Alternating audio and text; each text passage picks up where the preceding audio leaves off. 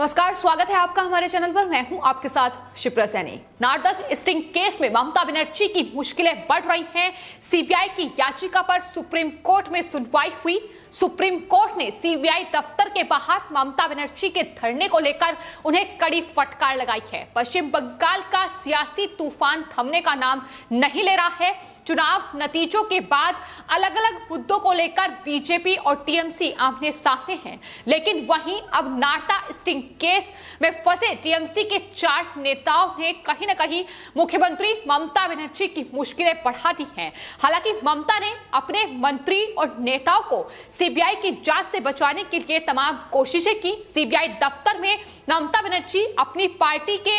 जो नेता है, सांसद है कल्याण बनर्जी और साथ ही कानून मंत्री मलय घटक के साथ सीबीआई दफ्तर पहुंची। वहां सीबीआई अधिकारियों के साथ गाली गलौज की गई, उन्हें डराने और धमकाने का काम किया गया, उन पर दबाव बनाने का काम किया गया ताकि वो इस जांच को ना कर पाए। लेकिन अब केंद्रीय जांच एजेंसी के काम में बाधा डालने, उनकी जांच को रोकने की जो कोशिश ममता बनर्जी ने की, उसको लेकर उन्हें लगातार कड़ी फटकार कोर्ट की तरफ से लगाई जा रही है। कोलकाता हाई कोर्ट पहले ही ममता बनर्जी के इस धरने को लेकर टिप्पणी कर चुका है। उनकी तरफ से ये साफ तौर पर उनके वकील से सवाल किया गया था कि क्या एक मुख्यमंत्री का इस तरीके से सीबीआई दफ्तर के बाहर धरना जायज है। इस पर उनके वकील ने यह कहा था कि दरअसल ये एक विरोध प्रदर्शन करने का गांधीवादी तरीका है। साफ तौर पर कोर्ट ने यह सवाल किया था कि क्या इस तरीके से पथराव करना और आगजनी करना गांधीवादी तरीका है। लेकिन उसके बाद अब सुप्रीम कोर्ट में जब सीबीआई की याचिका पर सुनवाई हुई, उस पर भी ममता बनर्जी को कड़ी फटकार लगाई गई है। जस्टिस BR गवई ने यह साफ तौर पर कहा है कि दरअसल वो धरने की सराहना नहीं करते हैं, लेकिन अगर कोई मुख्यमंत्री या कानून मंत्री कानून अपने हाथ में लेता है तो इसकी सजा आरोपी को नहीं मिलनी चाहिए। आप उन लोगों के खिलाफ कार्रवाई के लिए आगे बढ़ सकते हैं जिन्होंने कानून को अपने हाथ में लिया है। यानी साफ तौर पर ममता बनर्जी और कानून मंत्री जो है बंगाल के मलय घटक, उनके द्वारा ये कोशिश की गई कि वो टीएमसी के इन नेताओं को बचा सके और अधिकारियों पर दबाव बनाया गया। लेकिन कोर्ट ने उस पर भी साफ तौर पर टिप्पणी की है और कहा है कि अगर कोई मुख्यमंत्री या मंत्री कानून अपने हाथ में लेता है तो सीबीआई को यह पूरा अधिकार है कि वो कानूनी रूप से उन पर कार्रवाई करे जिन्होंने कानून को अपने हाथों में लिया है। आपको बता दें, सीबीआई ने जो याचिका सुप्रीम कोर्ट में दायर की थी, दरअसल उसमें कोलकाता हाई कोर्ट के उस आदेश को चुनौती दी गई थी जिसमें हाउस अरेस्ट का ऑर्डर कोलकाता हाई कोर्ट ने जारी किया था। और साथ ही आपको बता दें, न्यायमूर्ति अरिजीत बनर्जी ने कोलकाता हाई कोर्ट में सुनवाई के दौरान ये कहा था कि चारों टीएमसी नेताओं को जमानत मिलनी चाहिए। उनके इस फैसले को भी चुनौती सुप्रीम कोर्ट में सॉलिसिटर जनरल तुषार मेहता की ओर से दी गई थी और इस पर ही सुप्रीम कोर्ट ने सुनवाई की, जहां साफ तौर पर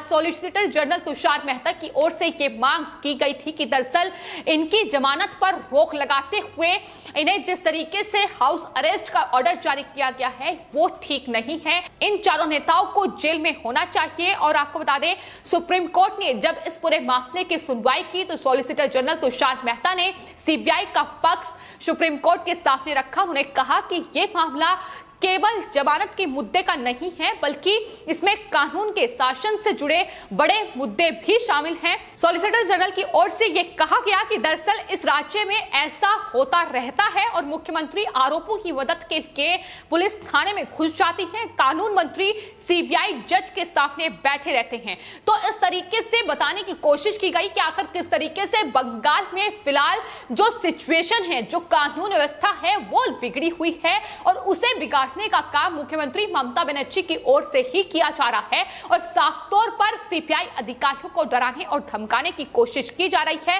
उन्होंने साफ तौर पर यह कहा कि अगर ये तथ्य बेंच की वक्त को नहीं लाते हैं तो उनके पास आगे इसके अलावा कहने के लिए कुछ नहीं है। साफ तौर पर यह मामला यही है कि जिस तरीके से सीबीआई के अधिकारियों पर दबाव बनाने की कोशिश की गई तो ममता बनर्जी पर भी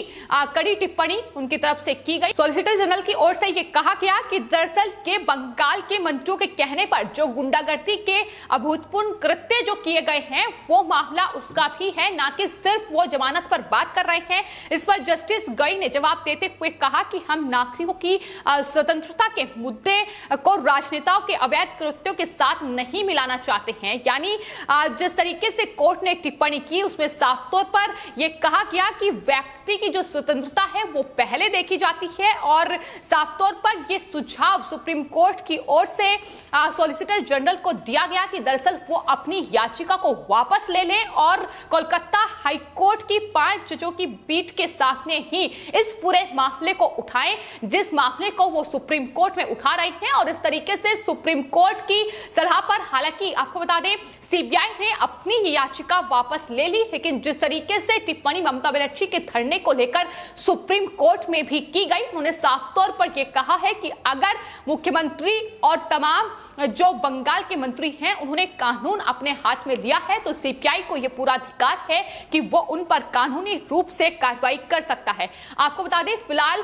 जो नाटा स्टिंग केस में पूरे मामले की जो सुनवाई है वो कोलकाता हाई कोर्ट में जारी है और 5 जजों की जो बेंच है वो इस पूरे मामले की सुनवाई कर रही है। हालांकि आज इस पूरे मामले की सुनवाई होनी थी, लेकिन चक्रवात के चलते इस मामले की सुनवाई फिलहाल टाल दी गई है, क्योंकि वीडियो कॉन्फ्रेंसिंग के जरिए जाहिर तौर पर ये सुनवाई चल रही है। तो ऐसे में फिलहाल सुनवाई को स्थगित कर दिया गया है, लेकिन सुप्रीम कोर्ट में भी बंगाल को लेकर कई याचिकाएं दायर हैं। न सिर्फ नाटा स्टिंग केस बल्कि इसके अलावा भी बंगाल हिंसा को लेकर सुप्रीम कोर्ट का रुख वहां तमाम जो सामाजिक कार्यकर्ता हैं उन्होंने किया है और साथ ही पीड़ित परिवारों की ओर से भी किया गया है, क्योंकि जाहिर तौर पर बंगाल में उन्हें इंसाफ मिलने की उम्मीद नहीं है। ममता सरकार और उनका पुलिस प्रशासन पूरी तरीके से इस पूरे मामले पर कहीं ना कहीं आंखों पर पट्टी बांधकर बैठा हुआ है। तो ऐसे में अब सुप्रीम कोर्ट में याचिकाएं दायर की गई हैं और हाल ही में सुप्रीम कोर्ट ने